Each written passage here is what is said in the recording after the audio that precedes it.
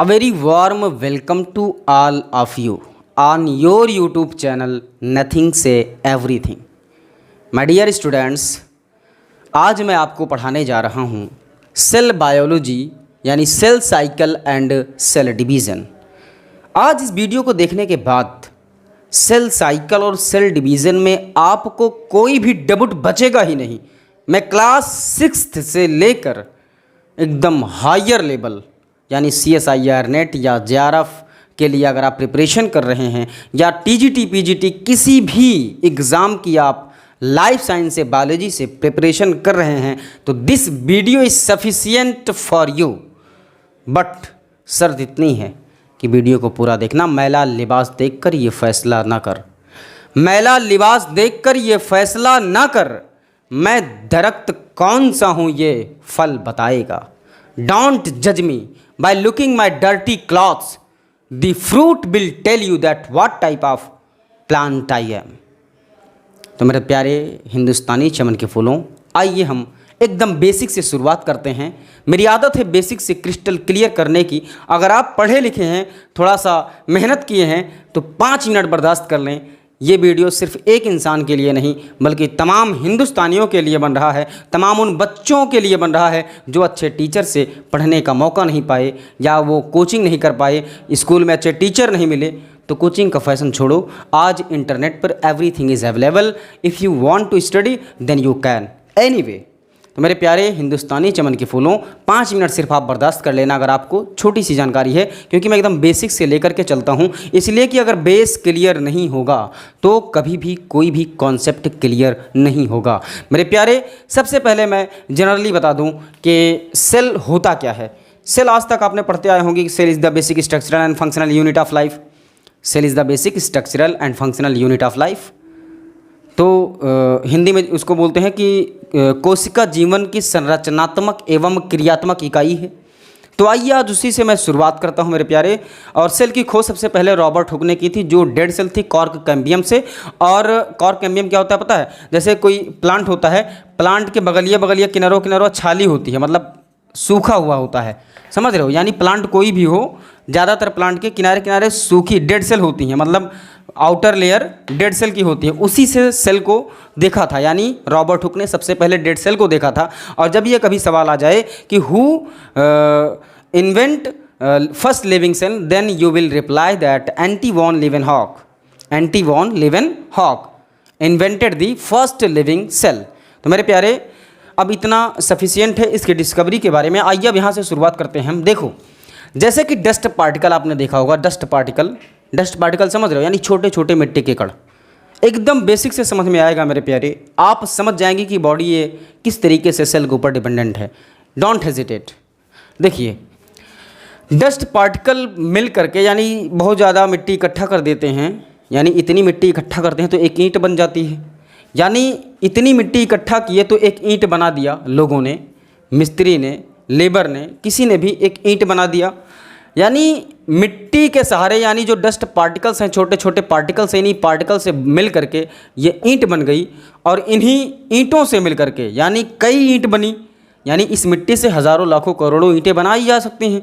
यानी कई ईंटों को मिलाकर एक दीवार बना दी गई, दूसरी दीवार बना दी गई, तीसरी दीवार बना दी गई, चौथी दीवार बना दी गई, और उसके बाद में 5वां छत डाल दिया गया। मतलब चारों तरफ से दीवार बनी, ऊपर से छत डाल दिया। यानी सब समझ लो, RCC लेंटर नहीं पड़ा है, ईंटवे का लेंटर पड़ा है। समझ रहे हो? समझ लो कि ईंटवे का लेंटर पड़ा है। अभी सारी चीज़ क्लियर होगी। देखो, यानी 4 दीवारें बनी, उसके ऊपर एक रूफ पड़ गया और सबको कंबाइन कर दिया तो एक रूम तैयार हो गया। बात समझ में आ रही है? इसी तरीके से देखो, जो डस्ट पार्टिकल थे वो जब मिले तो एक ईंट बन गई। सेल है, सेल जब ज़्यादा मिल जाती है तो टिश्यू बन जाता है। जिस तरीके से ब्रिक्स बन गई तो इस ब्रिक्स को टिश्यू मान लेते हैं। सारी चीज़ें एकदम क्रिस्टल क्लियर हो जाएंगी। और ये जो डस्ट पार्टिकल है इसको सेल मान लेते हैं। सारी चीज़ें कनेक्ट करते रहना, यानी अपने कमरे को देखते रहना और अपनी बॉडी को समझते रहना। बायोलॉजी का मतलब ये होता है कि इन्वायरमेंट को देखते जाओ, ऑर्गेनिज्म को देखते जाओ, जीवों को देखते जाओ और सारी चीज़ें ऑब्जर्व करते जाओ। इस लेवल पे अगर पढ़ाई कर लोगे तो मेरा दावा है ज़िंदगी में तुम्हें रटने की ज़रूरत नहीं पड़ेगी। मेरे प्यारे देखो, यानी ये टिश्यू जब ढेर सारी मिट्टियाँ मिली, यानी मिट्टी के कण मिले तो टिश्यू बन गया, यानी ब्रिक्स बन गया। और जब ढेर सारे ब्रिक्स मिल गए तो एक दीवार बन गई, 2 दीवार बन गई, 3 दीवार बन गई, जितना मन करें उतनी दीवार बना दिए। मान लीजिए हमको एक का कमरा बनवाना है, एक का कमरा बनवाना है, तो चारों दीवारों को इकट्ठा किया, मतलब जोड़े एक दूसरे से, और ऊपर से छत डाल दिए, एक कमरा तैयार हो गया। इसी तरीके से आप जानते हैं कि ऑर्गेनिज्म कैसे बनता है। जैसे रिप्रोडक्शन में आप पढ़ेंगे कंप्लीटली डिटेल में, डेवलपमेंटल बायोलॉजी में, एक मदर का ओवा और मेल का स्पर्म यानी फादर का स्पर्म, मैंने एक इसी पे शेर लिखा था कि कुदरत का विज्ञान देख लो, वैज्ञानिक का ज्ञान देख लो। कुदरत का विज्ञान देख लो, वैज्ञानिक का ज्ञान देख लो, जिस्म के सबसे छोटे सेल से पूरा जीवन मिलता है। यानी जो मेल के अंदर सबसे छोटी सेल होती है वो स्पर्म होती है, और फीमेल के अंदर सबसे बड़ी सेल जो होती है वो क्या होती है, ओवम होती है, ओवा होती है। बात समझे? यानी जो अंडा होता है वो फीमेल के अंदर सबसे बड़ी सेल होती है, और जो स्पर्म होता है मेल के अंदर सबसे छोटी सेल होती है। यानी एक ओवम, एक ओवम और एक स्पर्म मिल करके क्या बना देता है, जाइगोट, और उसी जाइगोट से पूरा का पूरा ऑर्गेनिज्म बन जाता है। और जो ओवम होती है वो यन हैप्लॉइड होती है और स्पर्म हैप्लॉइड होता है, यानी दोनों मिलकर के 2n बनाते हैं। अब आप समझें एक कंप्लीट सेल से पूरा का पूरा ऑर्गेनिज्म तैयार हो जाता है। अब इसी तरीके से समझें कि सेल क्या है, सेल क्या क्या कर सकता है। यानी जो पूरी बॉडी है ये सिर्फ सेल का आउटकम है, यानी सेल नहीं तो बॉडी नहीं, ऑर्गेनिज्म नहीं, you are nothing without cell. जैसे कि ये कमरा कुछ नहीं है, जिस कमरे में मैं वीडियो बना रहा हूँ बिना मिट्टी के कण के, अगर देखा जाए तो ये पूरा का पूरा कमरा है, लेकिन अगर इसको देखा जाए तो ये पूरा कमरा क्या है, डस्ट पार्टिकल है। यानी डस्ट पार्टिकल से ही ये पूरा का पूरा रूम बना हुआ है। अगर देखा जाए ये दीवार किससे बनी है, तो ये दीवार भी इसी डस्ट पार्टिकल से बनी है। ये अलग बात है, इस डस्ट पार्टिकल जब इकट्ठा हुई तो ये जो है दीवार बन गई, यानी बड़ा रूप ले लिया उसका। और जब दीवार इकट्ठा हुई तो एक कमरा बन गया। बात समझ रहे हैं? इसी तरीके से जब बहुत सारी सेल्स मिलती हैं तो टिश्यू बन जाता है, और जब बहुत सारा कई सारे टिश्यू मिल जाते हैं तो वो ऑर्गन बना देते हैं। जिस तरीके से ये कमरा का ऑर्गन, मान लो 1 ऑर्गन, 2 ऑर्गन, 4 ऑर्गन मिलकर के एक कमरा बना दिए। उसी तरीके से जो जितने भी ऑर्गन हमारी बॉडी में है, जैसे कि हार्ट हो गया, जब डेवलपमेंटल बायोलॉजी आप पढ़ेंगे तो सबसे पहला ऑर्गन बनता है वो हार्ट बनता है। यानी हाथ हो गया, पाँव हो गया, नाक हो गई, कान हो गया, गला हो गया, एवरीथिंग, सब कुछ ये क्या है, एक ऑर्गन ये हो गया, एक ऑर्गन ये हो गया, एक ऑर्गन नाक हो गया। मतलब जितने भी ऑर्गन हैं, यानी बॉडी के जितने भी पार्ट्स हैं वो किससे बने हैं, इस टिश्यू से मिलकर बने हैं। और ये टिश्यू किससे बना है, सेल से बना है। यानी सेल इज द बेसिक, अब समझ में आ रहा है basic structural and functional unit of life क्यों कहते हैं। यानी जो पूरा का पूरा बॉडी का स्ट्रक्चर बन रहा है वो किससे बन रहा है, वो सेल से बन रहा है। इसलिए इसको स्ट्रक्चरल भी बोलते हैं। इसलिए और जो फंक्शन हम करते हैं, जो भी फंक्शन करते हैं, दिन भर काम करते हैं, ये सेल का आउटकम ही है। यानी सेल के अंदर जो फंक्शंस होती हैं, जो एनर्जी प्रोड्यूस होती है, उसी का आउटकम यूटिलाइज करते हैं और सारा दिन एक्टिव होकर के काम करते रहते हैं। जैसे मैं काम कर रहा हूँ, वीडियो बना रहा हूँ, तो ये सेल का आउटकम है। यानी अगर सेल ना हो तो मैं बोल नहीं सकता हूँ। यानी अगर सेल काम करना बंद कर दे तो आई एम नथिंग मेरे प्यारे। इसी तरीके से देखो सारे ऑर्गन मिल गए, यानी काफ़ी ऑर्गन बनेंगे बॉडी में। यानी ड्यूरिंग डेवलपमेंटल बायोलॉजी आप समझिए, कनेक्ट करिए, तो जितने भी ऑर्गन हैं वो बनते रहेंगे। सेल, एक ओवम, एक स्पर्म मिला, मांस बना, जैसे मॉरूला ब्लास्टूला आप पढ़ेंगे, और वो मांस इकट्ठा करके ऑर्गन बनाता चला गया, कई ऑर्गन बना, फिर पूरी की पूरी कंप्लीट बॉडी बन गई। उसके बाद बच्चा जन्म ले लेता है। अब जन्म लेने के बाद भी ग्रोथ होती रहती है। जन्म लेने के बाद जब बच्चा पैदा होता है तो क्या उतना ही बड़ा रहता है, वो बढ़ता नहीं है। तो आप कहेंगे कि अब भैया सेल बढ़ जाती है। तो मेरे प्यारे, कभी भी किसी भी ऑर्गेनिज्म की जो बॉडी होती है उसका ग्रोथ जो होता है वो सेल का ग्रोथ नहीं होता है, सेल डिवीजन से होता है। यानी एक सेल थी तो 1 से 4 बन जाएगी, 10 बन जाएगी, तो वो बॉडी बनती बढ़ती चली जाएगी। अब बात समझिए क्या होता है माइटोसिस, मियोसिस, सारी चीजें आज आपका एकदम क्रिस्टल क्लियर हो जाएगा। अब देखिए सेल डिवाइड क्यों करती है, why cell divides, why cell divides. अब बच्चा पैदा हो गया, मान लीजिए अब बच्चा पैदा हो गया, अब इसको बढ़ना है। देखो 2 प्रकार की सेल होती है, एक सोमैटिक सेल होती है, सोमैटिक सेल होती है, और एक जर्मिनल सेल होती है। जो सोमैटिक सेल होती है वो माइटोसिस डिवीजन के थ्रू डिवाइड करती है, और जो जर्मिनल सेल होती है वो माइटोटिक यानी मियोसिस सेल डिवीजन के थ्रू डिवाइड करती है। और अभी मैं उसको एक्सप्लेन करूंगा, उस पर टेंशन मत लीजिए। अब देखिए सबसे पहले कि सेल डिवाइड क्यों करती है। जैसे कि मान लीजिए ये पूरी बॉडी है, ये हाथ मेरा ग्रोथ करना, ये बॉडी मैं जिम कर रहा हूँ, ये मेरी बॉडी ग्रोथ करनी है, बढ़नी है, तो क्या सेल बढ़ जाती है, यानी जो इसमें लाखों करोड़ों सेल हैं वो बढ़ जाती हैं? नहीं मेरे प्यारे। जैसे कि आप मान लीजिए आपको चोट लग गई, आपका कट गया, इतना दूरी मांस निकल गया, अब ये मांस कैसे भरेगा? अगर एक ही सेल होता तो वो साल हमेशा के लिए कटा रहता। जो सेल डिवीज़न होता है उसी की वजह से ये जो घाव बना पूरा का पूरा भर जाता है, और फिर हमें सिर्फ देखने पे लगता है कि हाँ चोट लगी होगी, लेकिन बराबर हो जाता है। यानी सेल डिवाइड करके बराबर कर लेती है, जितनी नीड होती है उतना बराबर कर लेती है। हम देखते हैं आगे। देखो सेल डिवाइड क्यों करती है। जैसे कि अब ये सेल है, मान लीजिए ये एक सेल है, ये एक सेल है, और ये सेल का न्यूक्लियस है, ये सेल का न्यूक्लियस है, और ये साइटोप्लाज्म है। अब देखो जब सेल बॉडी में है तो उसको न्यूट्रिशन मिल रहा है, पोषण मिल रहा है, हम खाना खा रहे हैं, पी रहे हैं, तो उसको न्यूट्रिशन मिल रहा है। ब्लड के जरिए पूरी बॉडी में सेल के पास न्यूट्रिशन जा रहा है, ग्लूकोज जा रहा है, उसको एनर्जी मिल रही है, उसको एटीपी एनर्जी जो माइटोकॉन्ड्रिया वगैरह, उसको जब एक्सप्लेन करेंगे दूसरी वीडियो में, बस कॉन्सेप्ट को क्लियर करते चाहिए। यानी जो सेल है उसको एनर्जी मिल रही है ना, उसी का आउटकम है जो हम काम कर रहे हैं। यानी जितनी भी सेल है सबको एनर्जी मिल रही है, और जब एनर्जी मिलेगी, न्यूट्रिशन मिलेगा, तो सेल बढ़ेगी। सेल बढ़ेगी यानी सेल की साइज बढ़ी, थोड़ी सी सेल की साइज बढ़ी। क्यों बढ़ी? क्योंकि एब्जॉर्प्शन हो रहा है, न्यूट्रिशन मिल रहा है। लेकिन ये जो न्यूक्लियसवा है, ये न्यूक्लियसवा एज सेम एज यहाँ पे है, जो मतलब जैसे नॉर्मली सेल यहाँ पे कोई है और उसको ग्रोथ करना है। अब वो सेल यहाँ पे ग्रोथ तो की, यानी बढ़ा सेल, लेकिन जो न्यूक्लियस था वो जितना बड़ा न्यूक्लियस इस सेल में था उतना बड़ा न्यूक्लियस इस सेल में भी है। यानी न्यूक्लियस की साइज नहीं बढ़ेगी, लेकिन साइटोप्लाज्म की साइज बढ़ जाती है, साइटोप्लाज्म की साइज बढ़ जाती है। इसलिए जैसे कि ये मान लीजिए 4 स्कूल हैं, कॉलेज हैं, इंटर कॉलेज हैं, और ये बेचारा एक प्रिंसिपल है। इस प्रिंसिपल को एक कॉलेज दे दिया गया कि भैया तुम इस कॉलेज के प्रिंसिपल हो, लेकिन इसको चारों कॉलेज का प्रिंसिपल बना दिया जाए तो ये चारों मतलब कॉलेज को मैनेज नहीं कर सकता है, यानी इसको मैनेज करने में प्रॉब्लम होगी। जैसे कि मान लीजिए एक डीएम है, उस डीएम को एक डिस्ट्रिक्ट दिया जाता है हैंडल करने के लिए। जैसे कहते हैं भाई जिला का मालिक कौन होता है? डीएम होता है, डिस्ट्रिक्ट मजिस्ट्रेट, यानी सर्वोच्च अधिकारी कौन होता है?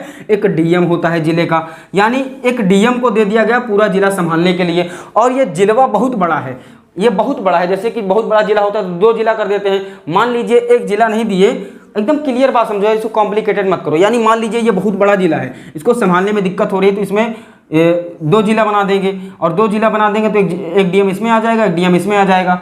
बात समझे? यानी एक डीएम जो है एज ए न्यूक्लियस काम कर रहा है एक जिले के लिए, एज ए न्यूक्लियस, यानी पूरे जिले को कंट्रोल कर रहा है एक डीएम। जिस तरीके से एक न्यूक्लियस पूरे सेल को कंट्रोल कर रहा है, उसी तरीके से एक डीएम पूरे के पूरे सुल्तानपुर को, पूरे की पूरी अमेठी को, पूरे के पूरे किसी भी जिले को वो कंट्रोल कर रहा है। अब ये जब इसका साइज बढ़ा, यानी अगर साइज बड़ा है तो भैया इसको कंट्रोल करने में दिक्कत होगी, 2 जिला बना दिया जाएगा, एक डीएम इसमें बैठेगा, एक डीएम इसमें बैठेगा। इसी तरीके से जब ये न्यूक्लियस बढ़ता नहीं, इस न्यूक्लियस को, सेल के न्यूक्लियस को मास्टर माइंड ऑफ सेल भी कहते हैं। यानी जो सेल होती है उसका मास्टर माइंड कौन होता है, उसको ऑपरेट कौन करता है, उसको मॉनिटर कौन करता है, तो ये न्यूक्लियस करता है। यानी जब सेल की साइज बढ़ी, सेल की साइज बढ़ी, साइटोप्लाज्म बढ़ा, लेकिन न्यूक्लियस उतना ही बड़ा रहा, तो आप सोचिए कि ये सेल को कैसे कंट्रोल कर पाएगा। तो ये दोनों आपस में समझौता करते हैं, जितने भी सेल हैं, सेल ऑर्गेनेल न्यूक्लियस, भैया आप चलो डिवाइड कर लेते हैं। अब वो डिवीजन किसके जरिए किस तरीके से होता है, आइए पहले एक थियरी को देखते हैं, उसके बाद में उसको हम एक्सप्लेन करते हैं। थोड़ी देर के लिए वीडियो पॉज करेंगे, ओके।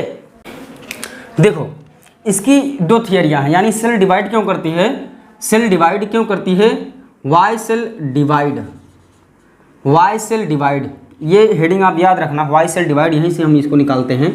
सेल डिवाइड क्यों करती है, देखो एक होती है कर्ण प्लाज्म थियरी, कर्ण प्लाज्म थियरी, कर्ण प्लाज्म थियरी, या इसको और क्या बोलते हैं,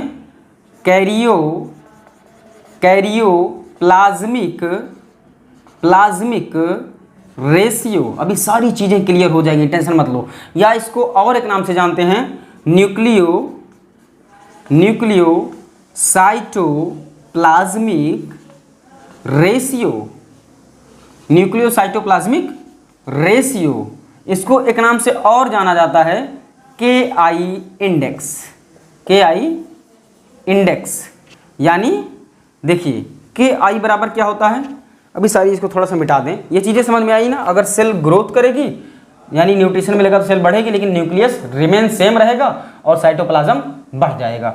इतना बात आपको समझ में आ गई होगी। अभी आप देखो, आपको टेंशन लेने की ज़रूरत नहीं है। थोड़ा सा पसीना बहुत ज़्यादा हो रहा है, मुझे गर्मी बहुत ज़्यादा हो रही है, तो इस गर्मी का फ़ायदा आप उठाएं और पढ़ाई अच्छे से करें। देखो के आई बराबर क्या हो जाएगा, के आई बराबर हो जाएगा volume of nucleus upon volume of cell minus volume of nucleus, V N upon B C minus V N. अब देखो इसमें क्या है, अभी समझ में आ जाएगा। वी एन क्या है, वॉल्यूम ऑफ न्यूक्लियस है, वॉल्यूम ऑफ न्यूक्लियस है, याद रखना। ये वी सी क्या है, वॉल्यूम ऑफ सेल है, और ये वॉल्यूम ऑफ न्यूक्लियस ये भी है। इतना बात समझ में आई। अभी देखो कैसे मैं आपको क्लियर करता हूँ। देखो ये सेल है, मैंने कहा सेल बढ़ी, ये साइटोप्लाज्म है, ये न्यूक्लियस है।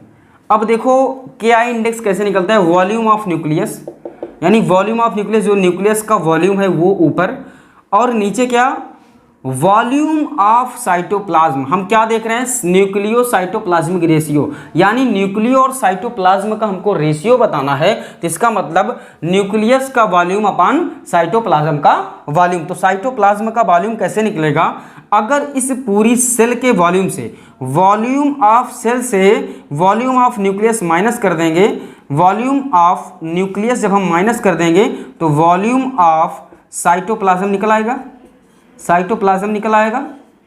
इतना बात समझ में आया, वॉल्यूम ऑफ साइटोप्लाज्म निकल आएगा ना, इतना बात समझ में आया। तो वही मैंने लिखा है volume of nucleus upon V C minus V N, और ये V C minus V N को वॉल्यूम ऑफ साइटोप्लाज्म भी लिखा जा सकता है। यानी वॉल्यूम और वॉल्यूम ऑफ न्यूक्लियस और वॉल्यूम ऑफ साइटोप्लाज्म का, यानी के आई इंडेक्स जब घटेगा, जब घटेगा तब क्या होगा, सेल डिवाइड करती है। बात समझ में आई। यानी जो न्यूक्लियस और साइटोप्लाज्म का रेशियो है, जब ये कम होगा तब क्या होगा, सेल डिवाइड करेगी। सेल डिवाइड क्यों करती है पता चला। अब आइए दूसरी थियरी से हम आपको समझा देते हैं। Surface area upon volume, surface area upon volume.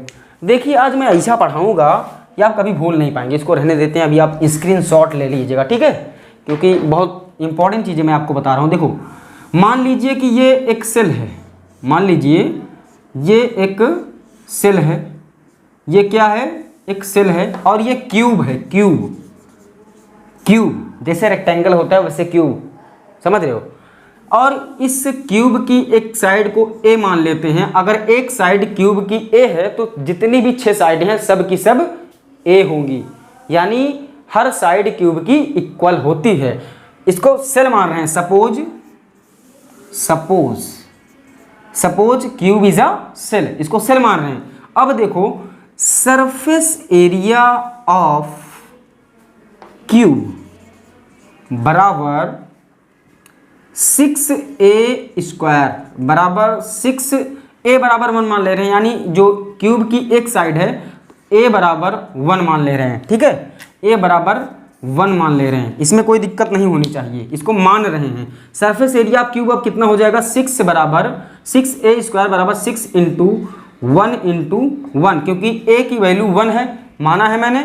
तो ये क्या आ जाएगा, 6 वन जा 6, यानी 6 सेंटीमीटर स्क्वायर। अब देखो volume of cube, volume of cube बराबर ए क्यूब, ये फॉर्मूला होता है वॉल्यूम ऑफ क्यूब का निकालने के लिए। तो ए क्यूब बराबर 1 इंटू 1 इंटू 1, यानी ए की वैल्यू 1 है। बात समझ में आई। तो कितना हो जाएगा, 1 सेंटीमीटर क्यूब। बात समझ में आ गई होगी, इतना है ना। अब देखो यही एक, यानी इस क्यूब की एक साइड को क्या मान लेते हैं, ए बराबर 2 मान लेते हैं अब। और जो एक साइड होगी, जितनी बड़ी लंबी चौड़ी एक साइड होगी उतनी 6 के 6 साइड होगी, क्योंकि हर साइड क्यूब की इक्वल होती हैं। बात समझ में आई। तो अब सरफेस एरिया ऑफ क्यूब निकालेंगे तो क्या हो जाएगा, 6a फार्मूला होगा वही होगा, 6a स्क्वायर फार्मूला वही होगा वॉल्यूम ऑफ क्यूब। तो बराबर 6 इंटू 2 इंटू 2 बराबर 6 2 जा 12 2 जा 24 यानी अब निकाल लेंगे हम volume of cube, volume of cube, यहीं पे क्यूब लिख लेना यार, ठीक है। अब यहाँ पे लिख देते हैं, नहीं तो कन्फ्यूज आ जाओगे आप लोग। Volume of surface area of cube, अब वॉल्यूम ऑफ क्यूब लिख दें भैया, नहीं तो ऐसे ऐसे आदमी कहीं कहाँ से ला कर रख दिया, है ना। अब यहाँ पे लिख देते हैं ए क्यूब बराबर 2 into 2 into 2 equal to 2 to जा 4 टू जा 8, 2 टू जा 4 टू जा 8, यानी जब हम ए की वैल्यू 2 रखेंगे तब वॉल्यूम 8 आएगा और surface area of cube 6A24 आएगा। बात समझ में आई। अब अगर हम यहाँ का रेशियो निकालें, सरफेस एरिया और वॉल्यूम का रेशियो निकालें, तो सरफेस एरिया अपान वॉल्यूम क्या हो जाएगा। सरफेस एरिया कितना आया है यहाँ पे 6 सेंटीमीटर स्क्वायर, 6 अपान, और वॉल्यूम ऑफ क्यूब कितना है 1, तो ये 6, इसको और ऐसे भी लिखा जा सकता है, और 6:1। इतना बात समझ में आया। अब देखो अगर इसमें देखते हैं सरफेस एरिया और वॉल्यूम का रेशियो निकालते हैं, सरफेस एरिया अपान वॉल्यूम, तो क्या आया है, सरफेस एरिया क्या है 24 रेशियो वॉल्यूम ऑफ क्यूब क्या है 8 आया है, तो 8 1 जा 8, 8 3 जा 24 बराबर 3:1। इसको बट्टे में भी लिखा जा सकता है 3/1 या 24/8, 8 1 जा 8, 8 3 जा 24, यानी 3:1। अब देखो 6:1 था, 3:1 हो गया। अभी अगर हम 3 रख देंगे ए की वैल्यू तो ये और घट जाएगा। क्या आ जाएगा, जब 3 रखेंगे तो ऐसे शॉर्ट में समझ लें, आप लिखना बस इतना ही, समझ रहे हो। अगर 3 रखेंगे ए की वैल्यू तो 6A² होता है, तो 6 इंटू 3 इंटू 3 बराबर 6 3 जा 18 3 जा 54 सेंटीमीटर स्क्वायर। और जब हम क्यूब निकालेंगे तो क्या 3 इंटू 3 इंटू 3 हो जाएगा, 3 3 जा 9, 9 3 जा 27 बराबर 27 सेंटीमीटर क्यूब आ जाएगा। ऐसे नॉर्मली समझ लें, अगर कन्फ्यूजन हो रहा तो बस इतना बहुत है, सफिशिएंट है, दिक्कत नहीं होगी। देखना 54 अपान 27, 27 1 जा 27, 27 2 जा 54 बराबर 2:1। देखो 6:1, 3:1, 2:1। अब देखो सरफेस एरिया और वॉल्यूम का रेशियो लगातार घटता जा रहा है, और जब घटेगा रेशियो तब सेल डिवाइड करेगी। अब सेल डिवीजन, माइटोसिस, मियोसिस, सारी चीज़ें मैं अगली वीडियो में एक्सप्लेन करूंगा मेरे प्यारे, क्योंकि बहुत लंबी वीडियो हो जाएगी और मैं पसीने से तरबतर हो गया हूं। मेरा ये दावा है कि इस वीडियो को देखने के बाद आपको कभी टेंशन, हेजिटेशन लेने की ज़रूरत नहीं है, कन्फ्यूज़न नहीं होगा, आप ज़िंदगी भर के लिए याद कर पाएंगे। अब आप इसका स्क्रीनशॉट ले सकते हैं। मैं साइड हो जा रहा हूं इसलिए कि मुझे बहुत गर्मी लग गई है मेरे प्यारे। आप लोगों का प्यार और सपोर्ट ये डिसाइड करेगा कि मैं अगली वीडियो बनाऊंगा या नहीं बनाऊंगा। मैंने सोचा था कि पूरा कंप्लीट 1.5 घंटा 2 घंटा लग गया जो बना डालूंगा, लेकिन बड़ी यार गर्मी लग रही है, पसीना बहुत ज़्यादा हो रहा है, यानी शायद मेरी शरीर भी नज़र आ रही हो। मैं पसीने से भीग चुका हूँ। Okay, lots of thanks for watching my video.